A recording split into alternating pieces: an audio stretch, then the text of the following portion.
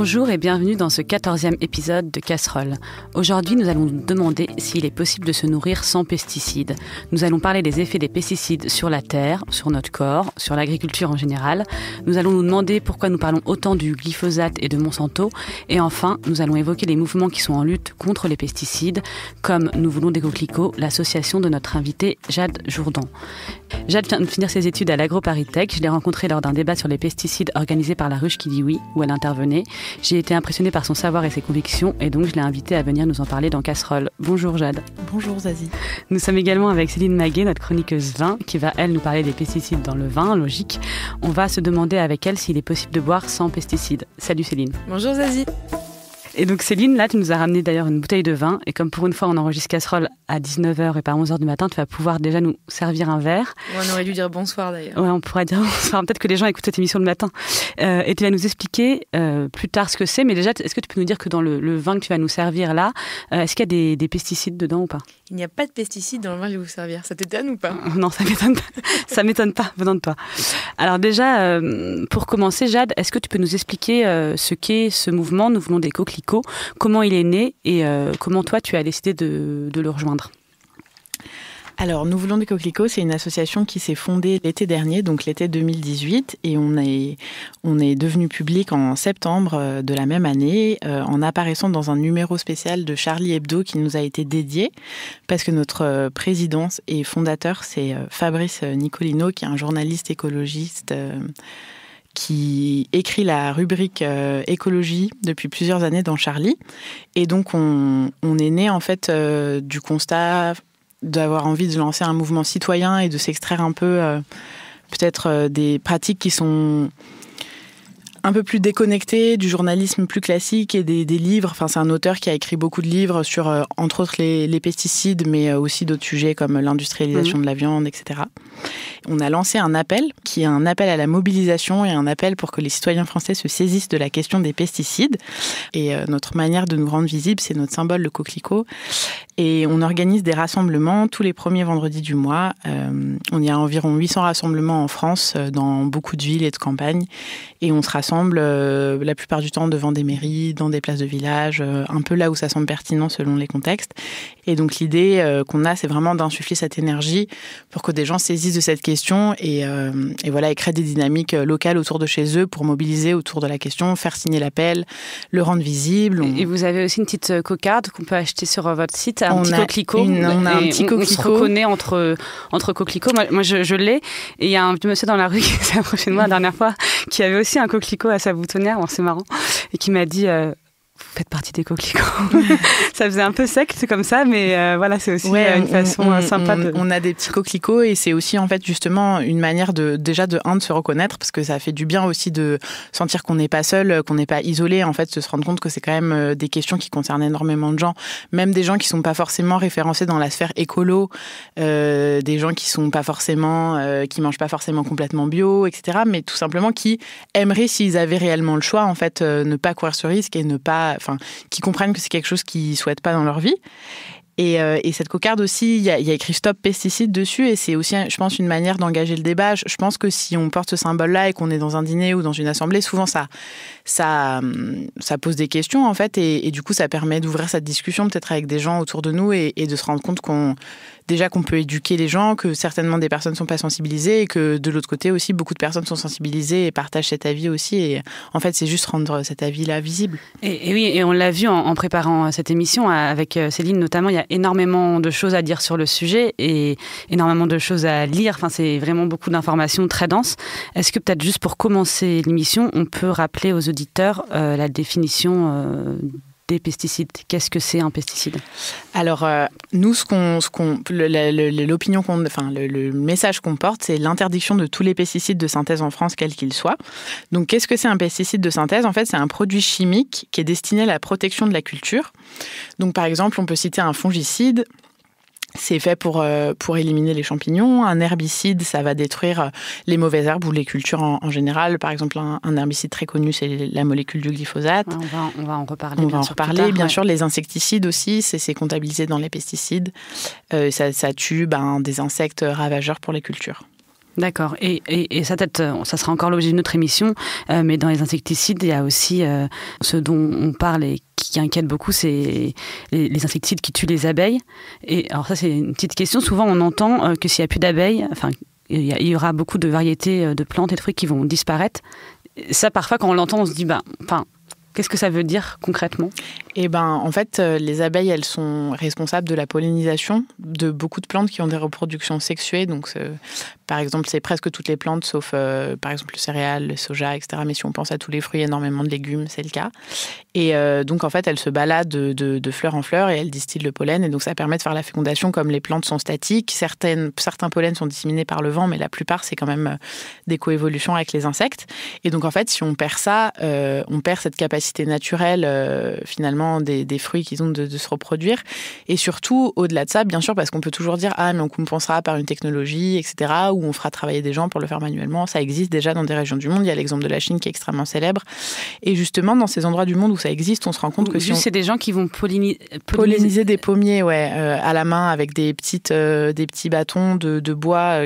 Et en fait, ça permet dans des zones extrêmement polluées où en fait déjà il n'y a plus d'insectes, mais en plus où on est sur des exploitations extrêmement productivistes qui souhaitent polliniser toutes les fleurs et du coup avoir un fruit à chaque fleur.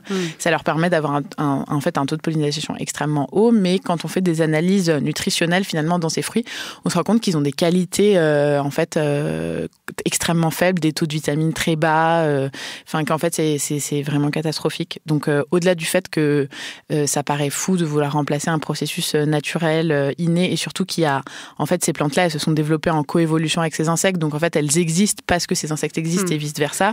Donc c'est pas juste une pièce du puzzle qu'on peut remplacer par un bout de carton qu'on colorie soi-même, et même quand on le fait, en fait, ça marche très mal. Et oui, mais c'est bien de le dire parce que voilà, parfois on est complètement déconnecté de comment ça fonctionne, comment l'écosystème fonctionne dans son ensemble.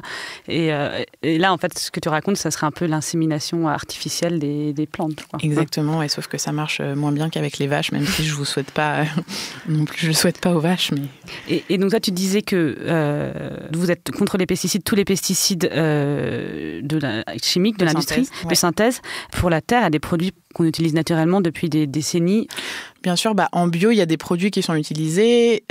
Certains sont controversés, comme on pourrait penser le cuivre, qui certes est naturel, mais utilisé à de hautes doses peut mener à des contaminations parce que c'est quand même un métal.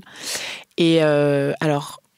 C'est vrai, on peut complètement l'entendre, mais déjà, il faut se rendre compte que l'agriculture biologique, c'est pas une agriculture qui est pensée et qui est menée dans une optique de production extrême qui ne marche que grâce à des produits chimiques. D'ailleurs, en bio, il y a énormément de personnes qui se passent de ces méthodes-là, même si, bien sûr, elles sont à contrôler. Et ensuite, l'autre chose que je vais vous dire très honnêtement, c'est que ces produits sont beaucoup moins efficaces et donc c'est beaucoup moins, en fait, c'est pas la réponse ultime à toutes les solutions. En fait, finalement, la chimie, ce qu'elle permet de faire, c'est de s'extraire d'énormément de contraintes naturelles, en fait. Donc, finalement, si on a une mauvaise année climatique, on peut compenser par des fongicides parce que l'humidité, ça amène des champignons, mais on peut le compenser par ça. Le fait d'homogénéiser complètement les parcelles, c'est-à-dire d'arracher les haies, des dynamiques comme le remembrement, etc., qui ont agrandi les parcelles, arraché des haies, mis en culture des zones qui étaient humides, drainées, etc. En fait, on a complètement homogénéisé nos paysages et en faisant ça, on a détruit l'équilibre écosystémique, justement, qui fait qu'on va réguler les populations de ravageurs, d'insectes, tout simplement. Et donc, en fait, finalement, une fois qu'on a fait ça, on devient esclave aussi des insecticides, on devient esclave des engrais, parce que finalement, notre geste, c'est pas de reproduire la fertilité du sol, mais c'est de maximiser la production à N+5. Et en fait, la chimie, elle change vraiment ce rapport au vivant, elle change le rapport au territoire. Et c'est pas juste... finalement, les pesticides, pour moi, et les engrais et la chimie en général dans l'agriculture, c'est pas uniquement... c'est pas uniquement une question de pollution, une question de résidus dans les eaux, c'est qu'en fait, ça bouleverse profondément nos paysages et nos manières de vivre. Et c'est ça que je trouve qui est important de se rendre compte, en fait. Et ça on va en reparler. Et peut-être, toi, Céline, tu as cet exemple-là, tu vas nous en reparler peut-être, Pierre, dans ta chronique, mais de vignerons qui utilisent quand même des produits, mais qui ne soient pas des produits chimiques. Nous, on parle en général, quand on parle des vins dans cette émission, on parle souvent donc des vins naturels. Donc, c'est des vins qui, à minima, sont des raisins qui sont à minima bio, des vignes cultivées en biodynamie. Donc là, on va vraiment vraiment encourager plutôt le soin par les plantes pour favoriser la vie du sol, favoriser aussi que les vignes entre elles communiquent par le sol pour se guérir entre elles. Ça paraît très ésotérique, mais une fois qu'on se plonge dedans, on se rend compte que ça a un sens. Et ça répond énormément à ce que vient de dire Jade sur le fait aussi qu'on modifie. Je vais beaucoup trop loin par rapport à ta question, mais c'est très bien. Sur le fait qu'on modifie aussi les paysages et que donc de plus en plus certains replantent. Et j'avais cet exemple dont je t'ai parlé de Patrick Desplat, qui est un peu un vigneron qui est un vigneron un peu fou, mais qui en fait lui aujourd'hui essaye de faire de mettre le moins possible dans ses vignes, enfin le moins possible dans le sens de ne rien mettre du tout en fait, puisque lui la dernière chose que sur les vignerons nature n'arrivent pas encore à se passer du cuivre et du soufre pour lutter que justement contre le mildiou, l'oïdium, voilà. Lui il a décidé de s'en passer. Mais il a été mis à rude épreuve parce qu'il s'est retrouvé, ça fait 3 ans. Normalement, il produit entre 8 et 10 000 bouteilles par an. Et là, il en a produit 600 l'an dernier, en fait. Donc, c'est quelqu'un de conviction. Il tient bon. 600 bouteilles, il n'y a pas beaucoup qui tiendraient bon. Donc, il essaie de trouver des réponses. C'est expérimental ce qu'il fait, parce qu'il n'y a pas uniquement le cuivre et le soufre. Il est vraiment sur... il taille maintenant, il laisse ses vignes être des lianes. Il fait en sorte qu'en fait, au lieu de mettre par exemple, normalement, souvent, on met des bâtons de bois pour que les vignes poussent autour. Enfin, on les encourage à pousser sur des bâtons qui sont en fait souvent issus de métaux, donc ils sont pas forcément, normalement, ils sont pas là. Donc lui, ce qu'il fait, c'est qu'il plante des arbres pour que les vignes poussent autour des arbres. C'est hyper poussé comme réflexion, et il en paye le prix parce qu'il sait pas comment faire, parce qu'en fait, c'est 70 ans qu'on fait pas ça, quoi. Ouais, donc il sait pas comment faire. Il a tout à réinventer. Et peut-être justement, tu dis que ça fait 70 ans qu'on fait ça, on peut peut-être rappeler comment sont arrivés les pesticides en France. On entend souvent qu'ils sont nés après la Seconde Guerre mondiale pour réutiliser les produits de la pétrochimie, aussi car à cette époque, on avait besoin de nourrir la population française, qu'il fallait accroître le rendement. Claude Bourguignon, qui est un ingénieur agronome, on l'appelle guérisseur de la terre, il travaille avec sa femme Lydia. Lui, il raconte comme ça l'arrivée des pesticides. Ce sont les conséquences du plan Marshall. À la sortie de la guerre, il a fallu recycler tous les produits des industries militaires de la chimie. Les nitrates qui auparavant avaient été utilisés pour les bombes sont devenus des engrais. Les fabricants de tanks ont construit des tracteurs. Les barbelés ont remplacé les haies arrachées. L'agent orange, herbicide utilisé pendant la guerre du Vietnam, a été recyclé dans l'agriculture. C'est le Roundup. Les usines ont continué leur business, mais avec un usage pacifique des produits militaires convertis. Une nouvelle puissance économique est née, l'agro-industrie, avec des produits créés pour tuer des hommes et qui désormais tue la nature, et un énorme lobbying raconte que grâce à ces produits, on va nourrir l'humanité. Donc lui, il est vraiment très engagé là-dedans, mais quand on lit ses interviews, quand on l'entend, ça fait quand même peur. C'est vrai que en fait, au-delà de... Enfin, moi, je rejoins un peu cette analyse aussi, et en fait, au-delà de recycler les produits de la guerre, c'est que finalement, fondamentalement, on change vraiment quelque chose. Enfin, les pesticides, ça a quand même existé avant. Ça a été inventé en 1907, l'invention des pesticides et des engrais. Mais c'est vrai que le boom, il est vraiment après-guerre. Et en fait, ça répond... Enfin, ce qu'il faut comprendre, je pense, c'est que l'agriculture, elle est fondamentalement liée à la société. En fait, c'est pas un isolat un peu traditionnel qui va subsister. Et finalement, en fait, après la guerre, les paysans sont globalement morts. Et du coup, en fait, de campagnes très peuplées, avec beaucoup de main-d'œuvre, un rendement qui est fort par habitant, mais qui est faible par exploitation, et en fait, on n'a plus personne. Et du coup, on a eu toutes ces technologies qui sont arrivées, qui ont été développées pendant la guerre, et finalement, on va les réutiliser dans le civil, en fait. Et ça va remplacer aussi la main-d'œuvre. Bien sûr, et ça va remplacer la main-d'œuvre. Et c'est le début, finalement, de l'exode rural qu'on connaît aujourd'hui, où c'est-à-dire que maintenant, finalement, la population agricole française, elle est extrêmement, extrêmement réduite. La plupart des gens vivent en ville, et finalement, il nous faut... Enfin, dans les personnes qui vivent en ville produisent sa nourriture, et on est complètement déconnecté de ce rapport-là. Et justement, parmi ces pesticides, il y a le glyphosate, qu'on connaît bien à travers le Roundup, qui est produit par la firme Monsanto, qui est produit à partir de 1974. Et c'est celui-là qui, depuis des années, est le plus pointé du doigt, enfin surtout depuis quelques années. Pourquoi c'est le glyphosate dont on parle le plus ? Alors, je pense qu'il y a plusieurs réponses à cette question, mais déjà, c'est quand même le produit le plus utilisé au monde en agriculture. Donc déjà, ça en fait, on va dire...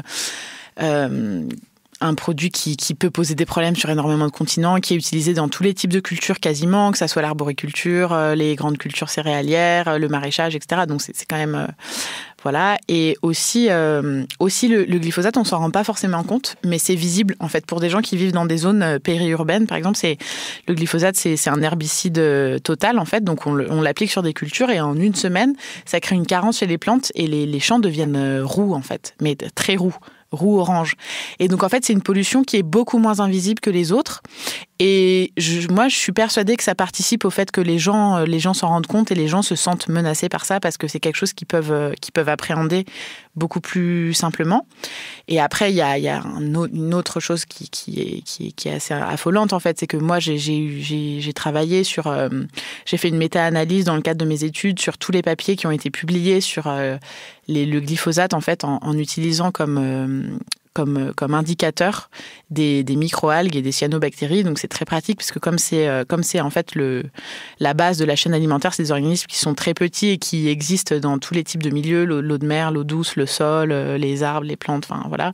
C'est très intéressant d'étudier ces organismes-là parce qu'ils peuvent vraiment nous renseigner en fait sur l'état d'un écosystème en nous épargnant le fait d'étudier toute la chaîne. Et on en trouve partout. En fait, on en trouve partout. Et en fait, partout où on regarde, on retrouve soit du glyphosate, soit de ses résidus, donc que ça soit l'AMPA ou voilà. Et finalement, la toxicité de ces résidus-là, on l'étudie pas, elle est très méconnue.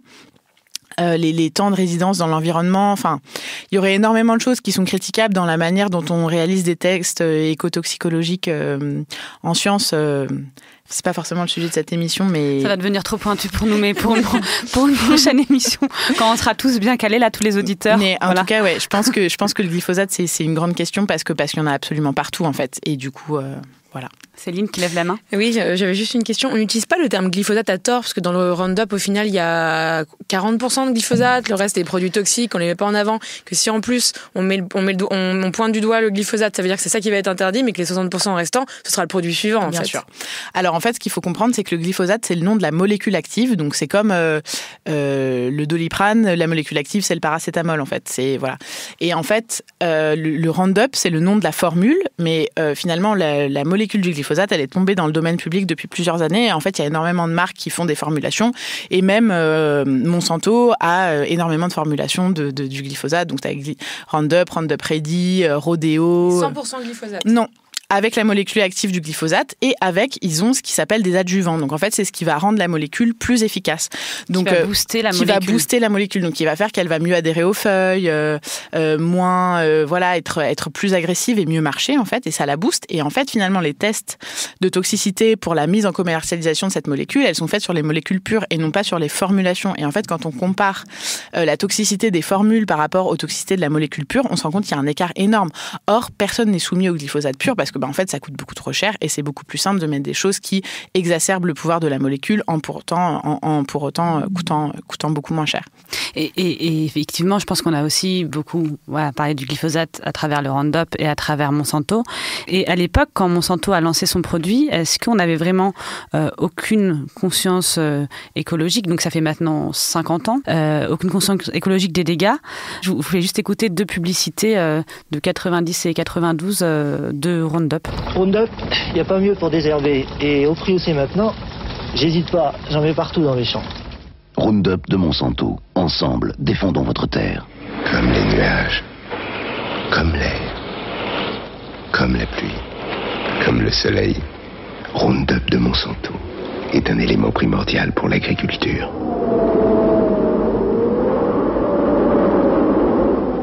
Roundup de Monsanto, très proche de la nature. Voilà, c'est quand même assez hallucinant. D'ailleurs, ils ont été, ça a été interdit, ces publicités mensongères, etc. Ça, c'était une publicité de 92, il me semble. Mais quand même, on se rend compte, qu'ils mettent ce produit sur le même plan que les éléments naturels. Et est-ce qu'on peut dire déjà que à cette époque, donc la 90, c'était il y a 30 ans, on n'avait aucune idée de ce que pouvaient faire les produits sur nos terres? Allez-y, vous voulez toutes les deux parler? Non, moi je n'avais rien à dire. Jade, alors à toi. Alors, moi, peut-être qu'on ne mesurait pas l'ampleur. Ça, j'en sais rien parce que j'étais pas là pour la tester. D'ailleurs, j'étais pas née au moment de cette publicité. Mais l'opinion publique, ça c'est certains n'étaient absolument pas conscients, en tout cas, des dangers de cette chimie qui aussi était émergente, en fait. C'est-à-dire que c'était des nouveautés, que c'était extrêmement promu par les instituts publics, que ça soit les chambres d'agriculture, l'INRA, les boîtes elles-mêmes, etc. Et en tout cas, ce qu'on a montré, enfin, le doute, en tout cas, de très bien savoir la toxicité de ces produits aussi a été prouvé dans les Monsanto Papers. Et c'est là où on se rend compte que parfois on a tendance aussi à mettre la science peut-être sur un piédestal de vérité, comme si la science était déconnectée de la société. Mais finalement, il y a des intérêts en fait derrière les choses et il y a des opinions. Et finalement, taire ces opinions, c'est une chose très malsaine. Et entre autres, en France, le cas très célèbre de Eric Seralini, qui est un chercheur qui a été le premier à mener une étude sur les rats et la toxicité du glyphosate et qui a aussi fait des papiers très, très connus sur les OGM et qui a été bâché, radié de sa profession, humilié. Moi-même, dans mon école, jusqu'à il n'y a pas si longtemps, c'était la risée de certains. Il a été condamné d'ailleurs, je crois. De certains professeurs. Enfin, il a été traîné dans la boue. On a dépublié son papier, etc. Alors qu'en fait, maintenant, on se rend compte que ses résultats étaient valides et que sa hiérarchie a été achetée par des entreprises. Donc, quand on se rend compte de ça, c'est quand même effrayant. Et je veux dire, lui, c'est pas un chercheur privé qui bossait pour Monsanto. Il bossait pour l'université de Caen avec des fonds publics. Donc, finalement, la perversion, elle est quand même profonde. Et même sans aller jusque-là, des gens qui vont cautionner des formes de discours ou voilà. Et en fait, finalement, il faut assumer aussi que c'est des avis et que tous les savoirs sont situés et que ça correspond aussi à des systèmes de valeurs. Et ce qu'on décide de regarder ou pas, ça dit quand même quelque chose de nous. Et c'est pas parce qu'on est scientifique qu'on est au-dessus de... moi, je peux pas m'extraire de mes convictions, en fait. Et ce que je choisis de faire, c'est de la science engagée parce que finalement, je crois à un certain nombre de choses et d'autres personnes croient en d'autres types de choses et décident de faire d'autres choses. Et ces choix-là, ils sont pas décorrélés de qui on est et ce qu'on a envie de faire. Ça, on va le voir, les lobbies, ils ont été très, très forts et c'est peut-être pour ça, effectivement, qu'on commence vraiment à parler du glyphosate depuis pas si longtemps que ça, ou en tout cas que ça a atteint l'opinion publique depuis pas si longtemps que ça, parce que les lanceurs d'alerte, ça fait longtemps qu'ils sont là, juste leur voix n'était pas entendue. Peut-être qu'on peut commencer, vu que c'est le sujet de notre émission, à parler de ce qu'impliquent les pesticides, dont le Roundup, le glyphosate. On sait que on va en parler après, que c'est mauvais pour le sol, que ça peut impliquer des maladies aussi chez les paysans qui l'utilisent ou les jardiniers. Mais est-ce qu'on sait vraiment ce que ça implique pour l'humain de manger des pesticides ? Enfin, c'est assez flou en fait. Comment ça se quantifie ? Est-ce qu'on peut quantifier ça ? Il y a un sondage de 2017 de l'IFOP pour WWF où 93% des Français considèrent leur santé impactée par la présence des pesticides dans les aliments consommés. 89% des Français souhaitent informer de la présence ou non de pesticides dans les produits alimentaires. Mais concrètement, est-ce qu'on a une idée de ce que font les pesticides ? Pas sur les paysans qui manipulent le Roundup, mais sur les gens qui ingèrent les tomates qui ont été arrosées, elles, de Roundup. Comme tu le dis dans ta question, c'est extrêmement compliqué parce qu'en fait, on mange pas juste des pesticides ou pas de pesticides et finalement, on ingère aussi des particules de microplastique, on vit dans des endroits qui sont potentiellement pollués, on vit des vies qui sont parfois stressantes, où on mange des produits transformés, etc. Et moi, j'ai envie de vous dire, moi, ça me paraît une évidence en fait que manger des pesticides, c'est mauvais. Mais après, est-ce que je peux vous l'affirmer scientifiquement ? En fait, non. Et l'étude qui est sortie il n'y a pas très longtemps sur manger bio rallongerait votre espérance de vie ou je sais pas quoi, qui a été hyper critiquée en disant oui, mais en fait finalement comment on fait pour mesurer ça ? Parce que les gens qui mangent bio, est-ce que c'est pas justement les gens qui vont faire plus attention à ce qu'ils mangent, cuisiner plus eux-mêmes, qui eux-mêmes sont des gens plus aisés, du coup vont aller plus chez le médecin ou faire plus attention, s'écouter, etc. En fait ces arguments-là ils sont recevables. Après est-ce que pour autant on peut nier finalement que le fait de manger bio participe ? Je pense pas. Mais voilà, c'est comme d'habitude. Enfin, les questions de santé humaine, en fait, c'est quand même des choses extrêmement complexes parce qu'on a des chemins de vie qui sont compliqués, en fait. Et justement, manger bio, ça ne signifie pas qu'on va manger forcément un légume sans pesticides, par exemple ? Alors, en fait... Moi, ça, c'est quelque chose qui a tendance... Enfin, j'ai du mal, mais j'essaie de me soigner, avec cette vision très sanitariste, en fait, du bio. C'est-à-dire, moi, je veux manger bio parce que je fais attention à ma santé. Et donc, j'estime que si je mange bio, je veux que mon bio soit un sanctuaire et qu'il n'y ait pas de pesticides dedans, en fait. Mais sauf que, d'accord, en fait, manger bio, ce que ça veut dire, c'est qu'on ne va pas rajouter de pesticides dans le système. Donc, moi, mon concombre, je le cultive sans pesticides. J'en mets pas dessus. Cependant, en fait, je vis dans un monde où l'eau est contaminée, les humains sont contaminés, l'eau... voilà, la terre, etc. Et c'est pas, on peut pas vivre sous cloche en fait, bio ou pas bio.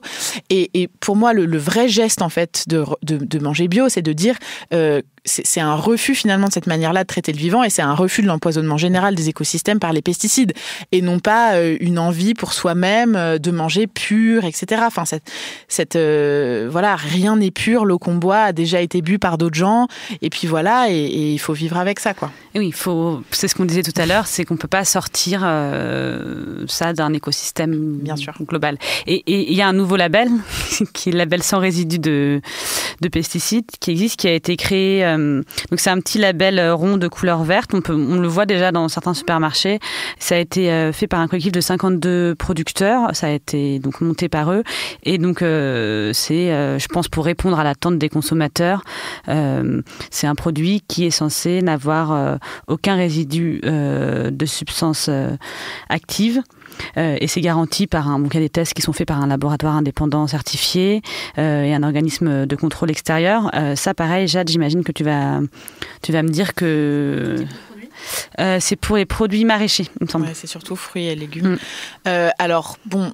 Moi, je pense que ce type de produit, c'est typiquement en fait créé pour répondre à une demande, c'est-à-dire la demande du consommateur qui s'inquiète pour sa santé. Après, moi, je pense qu'il faut voir au-delà de ça, c'est-à-dire que finalement, le risque quand même principal de toxicité de ces produits-là, ils sont clairement pour les personnes qui les manipulent, donc c'est-à-dire les agriculteurs. Moi, j'ai pas envie de vivre sur le dos de gens qui s'empoisonnent pour pouvoir manger, même si à la fin, sur ma tomate cerise, il n'y a pas de pesticides. En fait, puisqu'il y en a eu à un moment ou un autre, ces pesticides ont bien dû être manipulés. Et dans ce cas-là, ça fait courir un risque. Et au-delà de ça aussi, on n'élimine pas le risque pour les riverains. Donc, typiquement dans des exploitations de maraîchage ou d'horticulture, enfin d'arbres fruitiers, il y a d'énormes problèmes pour les gens qui vivent autour, les écoles. Enfin, il y a des scandales souvent dont on entend parler, des tests dans des écoles à Bordeaux qui sont près d'exploitations, où en fait on se rend compte que les enfants sont surcontaminés. Enfin, voilà, moi, j'ai pas envie que mon style de vie impacte d'autres personnes et les soumettre finalement à des contaminations. Et donc pour moi, ce label-là, en fait, il répond qu'à une préoccupation qui est extrêmement individuelle, qui est de qu'est-ce que moi, quand je mange, est-ce que ça me fait du bien ou est-ce que ça me fait du mal ? Et c'est ce que reproche aussi l'ONG Génération Future, qui dit que ces labels s'intéressent pas à l'environnement et à l'effet des pesticides sur le sol, des cultures, sur les insectes, etc. On va voir ce problème des pesticides aussi dans le sol, notamment dans les vignes. Il est très, très présent et c'est l'objet de ta chronique, Céline. Qu'est-ce que je dois te dire ? Peut-on boire sans pesticides ? Non, en France, les vignes elles ne couvrent que 3% de la surface agricole utilisée et ça consomme 20% des pesticides. Donc déjà, vous avez un peu un indice sur ce qui va être dit par la suite. Donc le vin est loin d'échapper aux herbicides, aux fongicides et toute la fine équipe des pesticides dont Jade a parlé. Mais bien sûr, cela dépend de la façon de cultiver la vigne. Si les vignes sont en bio ou en biodynamie, le buveur va prendre moins de risques puisqu'aucun produit de synthèse ne sont autorisés dans les vignes. Et on encouragera plutôt, comme je disais tout à l'heure, des traitements autres et des traitements naturels. Alors que si les vignes sont en conventionnel ou en raisonné, on pourrait discuter notamment du raisonné, puisque la raison de Jean-Jacques et la raison de Jean-Paul ne sont pas toujours les mêmes. C'est une autre paire de manches. Les pesticides sont autorisés et ces pesticides varient selon les pays qui sont plus ou moins laxistes. Donc là, on reste sur la France, bien sûr. Et tant qu'on y est, on peut aussi parler de l'élevage en fût. Parce que si le vigneron, il a bichonné ses vignes en bio, il a bien fait attention, mais qu'il n'a pas fait attention à ses fûts, gare à lui. Parce que les arbres, les planches, voire le tonneau, une fois réalisé, peuvent avoir été traités. Par exemple, dans le tonneau, ça peut être par des fongicides pour limiter la moisissure. Et cela se retrouve ensuite dans le vin. C'est avalé ensuite par le vin. Et est-ce que du coup, ces pesticides, ils changent les goûts du vin ? Certains se sont prêtés au jeu de la dégustation. Ces certains, ce sont Jérôme Douzelet, qui est un cuisinier engagé, et un chercheur dont a parlé tout à l'heure Jade, Gilles-Éric Serralini, qui est donc spécialiste des OGM et des pesticides.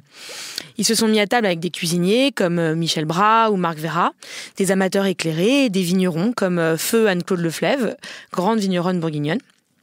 Et ils ont goûté à l'aveugle des couples de vins. La même année, le même terroir, le même cépage, mais deux conduites différentes des vignes. Le premier vin en bio, le second vin en conventionnel. Et 77% ont préféré le vin bio, toujours à l'aveugle. Ils ont fait analyser ces vins et 89% des vins conventionnels contenaient des pesticides, des résidus de pesticides, contre 0% dans les vins bio, pas de résidus de pesticides. Alors, ils ont poussé la dégustation jusqu'à goûter les pesticides eux-mêmes. Courageux. En ajoutant dans de l'eau les mêmes doses que les pesticides contenus dans les vins analysés. Est-ce que vous vous rappelez de cet extrait qui avait beaucoup tourné sur les réseaux de l'enquête « Bientôt dans vos assiettes, de gré ou de force » ? I do not believe that glyphosate in Argentina is causing increases in cancer. You can drink a whole quart of it and it won't hurt you. You want to drink some? We have some here. I'd be happy to, actually, but not really, but Not really? I know it wouldn't hurt me. If you say so, I have some glyphosate. No, I'm not stupid. Ah, okay. So you. No, but I know so it's dangerous, right? No, people try to commit suicide with it and fail fairly regularly. Tell the truth. It's not dangerous to humans. No, it's not. So you're ready to drink one glass of glyphosate? No, I'm not an idiot. Interview me about golden rice. That's what I'm talking about. Okay, then it's finished. Then the interview is finished. That's a good way to solve things. Yeah. You're a complete jerk. Donc, dans l'extrait, on entendait un lobbyiste de Monsanto qui jurait que le Roundup ne faisait aucun mal, qu'on pouvait en boire, qu'il pourrait en boire, mais il refusait quand même d'en boire parce que bon, faut pas exagérer, puis c'est pas un idiot. Bah, les autres, ça a été des idiots. Ils les ont bu à l'aveugle et ils ont goûté, ils ont échangé sur leur comment ils l'ont ressenti. Et du coup, le résultat, ça donnait une impression un goût de poussière et de javel pour le pyriméthanil, un goût de bonbons chimiques pour le phényxamide. Un nez de bois putréfié, voire d'essence pour le célèbre Roundup. En fait, ils l'ont goûté comme ils auraient noté des vins, sauf que là, ils notaient des pesticides. Quoi. Exactement. Et après, ils ont regoûté les vins. De façon à voir s'ils les ressentaient ensuite dans le vin. Donc forcément, s'ils le sentent dans de l'eau neutre, ça se ressent dans le vin. C'est juste jusqu'ici, ils n'arrivaient pas à isoler. Parce qu'ils n'avaient jamais goûté seuls, en fait. Et est-ce qu'il y a des régions qui sont plus décriées que d'autres par rapport à l'utilisation excessive des pesticides ? Mais souvent, on pointe du doigt le Bordelais. On discutait justement, notamment des enfants dans des écoles qui, suite à des épandages, on retrouve dans leurs urines énormément de résidus de pesticides. Sur la carte, il y a Génération Future qui a fait une carte qui a classé les ventes de pesticides par hectare et par département. La Gironde, elle est bien visible sur cette carte. Elle a une jolie couleur orange. Elle est 3e et c'est 13 kilos de pesticides par hectare. Et donc on peut laisser le doute planer. On peut se dire qu'il n'y a pas que des vignes en Gironde, qu'il y a d'autres exploitations et qu'en fait c'est pas forcément que pour les vignes. Sauf qu'en fait en Gironde, il y a à peu près la moitié de la surface agricole du département qui est consacrés, qui sont des vignes en fait. Donc à leur décharge, et tu en as parlé tout à l'heure, la région connaît une pression de mildiou très forte, plus qu'ailleurs, et eux ils voient souvent les fongicides, ceux qui tuent les champignons, comme la seule solution pour lutter contre le mildiou. Mais le problème des pesticides dans le vin, c'est aussi que, en dehors bien sûr de la santé des sols, des buveurs, dont on parle et dont on va continuer à parler, c'est surtout l'escalade. En fait, en traitant aux fongicides, par exemple, on tue les champignons et les levures avec. Or, les levures, c'est celles qui vont permettre la fermentation, donc de transformer en vin. Donc, sans levure, il n'y a pas de fermentation naturelle. Alors, qu'à cela ne tienne, on prend une autre avancée technologique, hop, levure industrielle. Et donc, en fait, on escalade comme ça. Si on n'a pas ce qu'il faut dans les vignes, on l'ajoute à la cave. Mais bon, pour vous prouver donc du coup que dans le Bordelais, il y a du bon sans pesticides, j'ai ramené une bouteille de Bordeaux. On en boit trop peu, en tout cas dans le monde du vin naturel. Eh bien, il y a le Château Massereau. Donc j'ai ramené la cuvée K 2007 du Château Massereau. Donc c'est les deux frères, les frères Chéniaud, qui sont des bichonneurs de vignes à Barsac au sud-est de Bordeaux et qui travaillent manuellement, sans produits de synthèse, qui travaillent hyper proprement leurs vignes, tout aussi bien à la cave. Et ça fait des vins. Bien sûr, on est sur des vins de Bordeaux, il y a de l'élevage, mais derrière, il y a du vivant. Et est-ce que tu as fait exploser les frais avec cette bouteille de Bordeaux ou ça reste raisonnable dans les prix ? Je remercie mon ami Augustin qui me l'a offert. Ah. Donc pas de note de frais. Mais tu as une idée du prix ou... Non, il m'a donné le prix pro, donc je dirais que elle sort à 25-30 €. C'est un Bordeaux supérieur. Donc ça sort 25-30 € pour un 2007, ça va. Oui. Et on parle aussi pas mal des vignerons ou des employés viticoles qui peuvent être, par ces problèmes d'épandage de pesticides dans les vignes. Il y a eu plusieurs procès, justement, pour essayer de reconnaître l'origine de maladies et de décès chez des ouvriers viticoles, par leurs femmes, par ceux qui restent, par leurs femmes, par leurs frères. C'est d'actualité dans le monde viticole, c'est d'actualité dans d'autres domaines agricoles. Et moi, je connais aussi des vignerons qui ont changé leur façon de faire parce que justement, leur grand-père était décédé suite à des maladies. Qui en fait ont vu leur grand-père utiliser des pesticides, épandre, et eux ils ont changé du tout au tout parce qu'ils ont fait le lien assez rapidement, sans aller jusqu'au procès, mais le procès ça permet de faire un peu changer les esprits. Et ça permet de faire parler, ça permet de faire parler aussi peut-être plus au grand public. Il y a Paul François qui est un agriculteur avec qui Jade t'étais à la conférence justement de La Ruche qui dit oui, qui lui est un paysan qui a été gravement intoxiqué par les vapeurs du Lasso, c'est un herbicide de Monsanto, qui a été dans le coma pendant assez longtemps, qui a sorti un livre qui s'appelle Un paysan contre Monsanto et qui est toujours en procès. Qui est toujours en procès contre Monsanto. Il y en a plusieurs, il y en a quelques-uns en France. Pour toi, c'est une bonne chose aussi que ces personnes-là parlent. J'imagine que c'est pas facile pour elles. Et en plus, lui, il est encore en procès. Ça fait quand même des années. C'est des procédures hyper longues, hyper coûteuses. Mais est-ce que c'est important? Bien sûr. Moi, je trouve ça très important et je pense qu'il faut comprendre, et ce qui est peut-être pas forcément instinctif quand on n'est pas au contact du monde agricole, c'est qu'en fait, ces personnes-là, elles sont extrêmement isolées et que le fait que les produits phytosanitaires rendent malades les agriculteurs, en agriculture, c'est un énorme tabou finalement, et très peu de gens osent parler pour ça, justement. Aussi parce que, en fait, l'industrialisation de l'agriculture et l'introduction de tous ces pays, de tous ces produits-là, elle a été vécue par énormément de personnes comme une libération et une manière de s'extraire d'un travail qui est extrêmement pénible. Et en fait, faut se rendre compte de ça aujourd'hui. C'est que aujourd'hui, même si on a une revalorisation du métier de paysan, même si finalement on a envie de se reconnecter à ce monde-là, la plupart des gens qui sont paysans considèrent quand même leur métier extrêmement pénible et souhaiteraient à leurs enfants, s'ils pouvaient, d'arrêter de le faire. Donc il faut quand même se poser une question aussi de finalement quelle vie on réserve à ces gens-là et comment revaloriser leur travail pour que toutes les personnes en fait aient de choix, c'est-à-dire soit renoncer, soit par conviction résister à tout prix, mais finalement quand même en y laissant d'autres choses, certes, voilà. Ou alors foncer dans une industrialisation, dans une mécanisation, dans des produits qui finalement apportent sur le court terme un confort. Et en fait, c'est très compliqué de revenir en arrière sur ça parce que ça a quand même amélioré les rendements. Enfin, je veux dire, la première réforme de la PAC, et la modernisation, en fait, ça a marché. Et c'est un mythe qui a complètement marché, promu par l'INRA, promu par les chambres d'agriculture. La France, après la guerre, a retrouvé son autonomie alimentaire. Et en fait, ce mythe-là est très compliqué à déconstruire, en fait. Et le fait de dire, OK, oui, sur 30 ans, en fait, ça a extrêmement bien marché. Mais si finalement notre vision, elle est que court-termiste et que la seule chose qu'on veut faire, c'est maximiser le rendement maintenant, en fait, on détruit l'avenir. Et donc, il faut rétro-pédaler et il faut accepter que finalement, on ne peut pas vivre juste pour faire la meilleure année chaque année. Il faut trouver un modèle qui rend possible le fait de faire une année qui soit acceptable pendant des siècles, en fait, comme voilà.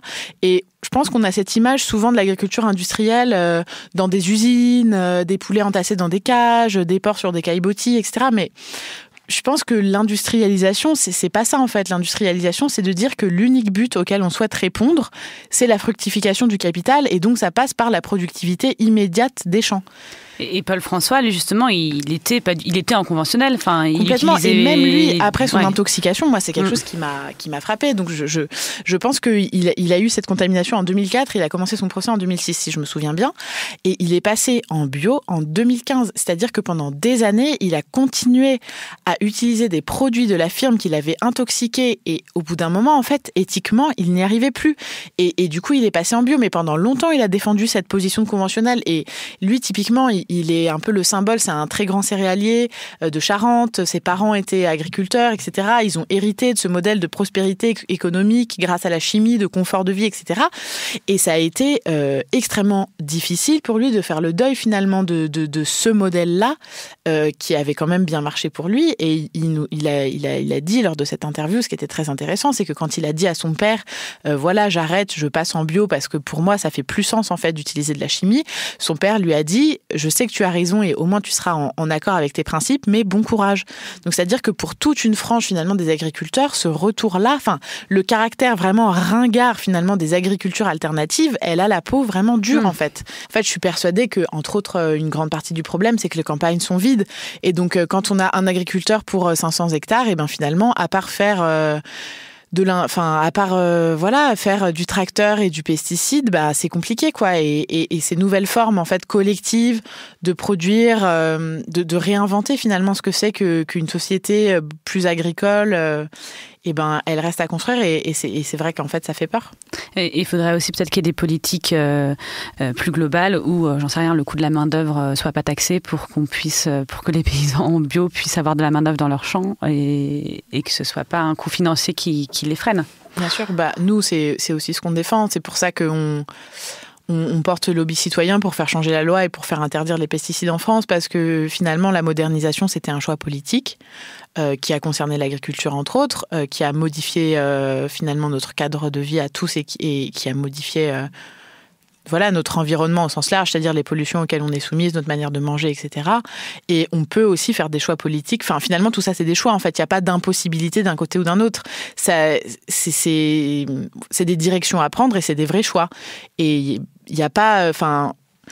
Quand on pense à l'étude du Bec et Loin qui a été publiée, je pense, en 2015 ou 2016. Bec et Loin, c'est une ferme en Normandie. En permaculture. En permaculture, exactement, qui a été publiée avec AgroParisTech et l'INRA, entre autres dirigée par un professeur qui s'appelle François Léger à AgroParisTech, qui démontre la rentabilité des micro-fermes sur des surfaces extrêmement petites, avec des connaissances extrêmement poussées, des associations très complexes, etc. En fait, on se rend compte que finalement, il faut réinventer des nouveaux modèles, des fermes qui ne ressemblent pas à ce qu'on connaît. Et que tout ça, en fait, il faut le soutenir, il faut soutenir ces initiatives-là. Et pour finir, il y a une question qui revient souvent aussi, et notamment, c'est un argument de la part des gros industriels, qui peut être un argument aussi de la part de Monsanto ou même de certains politiques, c'est qu'on ne pourra pas nourrir la planète en faisant sans pesticides, en faisant que du bio. Est-ce que c'est aussi, selon toi, un argument fallacieux ? Alors, moi, je pense que, bien sûr, c'est un argument fallacieux, mais surtout, en fait, je pense que c'est une vision extrêmement occidentale qu'on a, parce que nous, c'est vrai que l'agriculture vivrière en France, elle n'existe presque pas, voilà, donc c'est pas du tout... on conçoit en fait... on a l'impression d'être nourri par les agro-industriels et par les grandes exploitations, mais à l'échelle mondiale, je pense que c'est 50% de la production mondiale est assurée par des fermes de moins d'1 hectare, en fait. Et c'est juste... c'est pas des fermes dans un marché comme nous, on le comprend. C'est des familles, finalement, qui cultivent pour elles et qui font de l'agriculture vivrière traditionnelle depuis, toujours. Et c'est ça qui nourrit l'humanité, en fait. Et donc, déjà, je pense qu'il faut déconstruire cette vision de non, en fait, on n'est pas nourri par lui. Et ensuite, dans un monde où la fin du pétrole et des énergies fossiles pas chères arrive, on peut aussi se demander si c'est pas complètement hallucinant d'avoir envie de produire une calorie alimentaire avec 10 calories d'énergie fossile, en fait. Donc l'argument de la rationalité, je trouve qu'il est un peu gonflé de la part de l'agriculture industrielle, quoi, parce que c'est quand même... c'est délirant, quoi.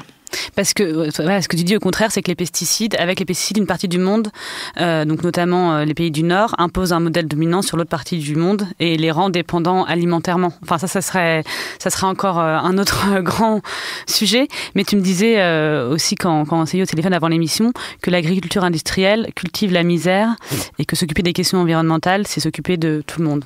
Bien sûr, et ça rejoint peut-être aussi souvent un discours qu'on entend sur oui, s'occuper du bio, c'est s'occuper des bobos, le bio c'est un marché, etc. Je pense que ce que dit profondément le mouvement de Nous voulons des coquelicots, c'est que nous, on n'a pas envie de s'occuper d'un marché. En fait, moi, j'ai pas envie de parler aux gens qui font attention à ce qu'ils mangent ou qui... En fait, j'ai envie que ce modèle-là, il soit pour tout le monde parce que je suis persuadée que c'est une vision... que c'est ça, finalement, le bien commun. Et s'occuper de la terre, c'est s'occuper des gens. Personne ne peut avoir une vie juste dans un environnement qui est pollué et finalement, dégrader l'environnement, c'est aussi exacerber les inégalités parce que les gens qui vivent dans les endroits les plus pollués, que ça soit à côté des exploitations intensives, mais comme ce soit les gens qui vivent à côté du périph' à Paris, c'est la même histoire, c'est quand même les gens qui ont le moins d'argent. Donc l'argument de les questions environnementales, c'est une question de riches blancs privilégiés, je pense que c'est aussi vraiment quelque chose à déconstruire et finalement les luttes sociales, les luttes environnementales, les questions de genre, les questions de domination, elles sont on peut pas les désimbriquer les unes des autres en fait. Eh ben, on va tous porter son petit coquelicot à la fin de l'émission. Quentin, t'as été convaincu de porter son petit coquelicot, il me fait signe que oui.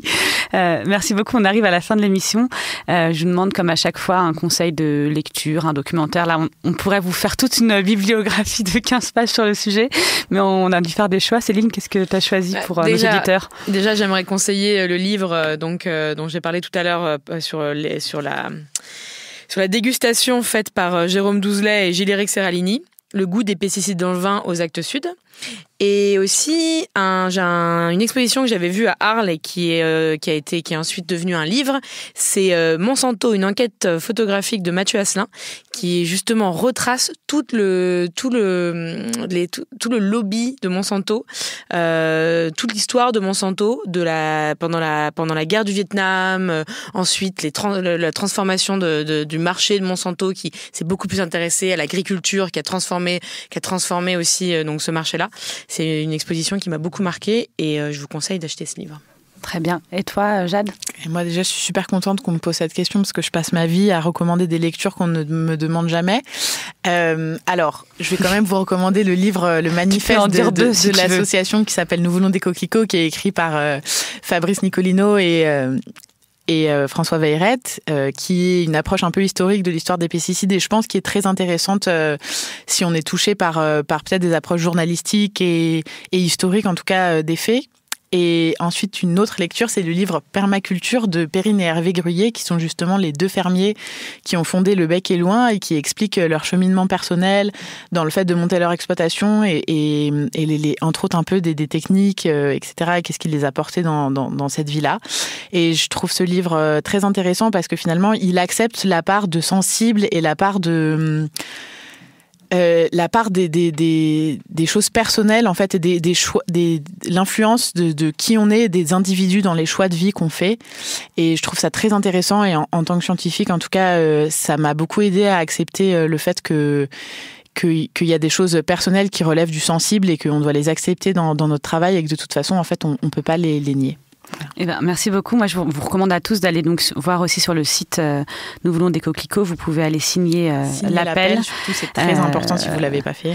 Et il y a plein de choses que je pourrais vous recommander. Là, récemment, il y a le magazine 1 qui a sorti un dossier, son journal sur le glyphosate. Ça s'appelle Glyphosate, comment s'en passer. C'est sorti assez récemment. Je pense que vous pouvez le commander en ligne. Et puis, il y a évidemment les très bons documentaires de Marie-Monique Robin, dont on n'a pas parlé, mais qui est une des lanceuses d'alerte, qui a beaucoup et qui continue beaucoup à se battre contre Monsanto notamment. Donc il y a Le Monde selon Monsanto et le dernier, le Roundup face à ses juges. Et il y a également des très bons articles de Stéphane Foucard et Stéphane Aurel du Monde qui eux aussi enquêtent beaucoup et régulièrement sur le sujet. Je vous remets toutes les références dont on a parlé sur le site de Binge et sur la page Facebook de l'émission Casserole. N'hésitez pas à m'écrire à zazie@binge.audio ou sur mon Instagram zazimiamiam. Si cette émission vous a plu, n'hésitez pas non plus à mettre des étoiles sur iTunes. Je vous dis à dans 15 jours et en attendant, n'oubliez pas de bien manger sans pesticides. C'est important.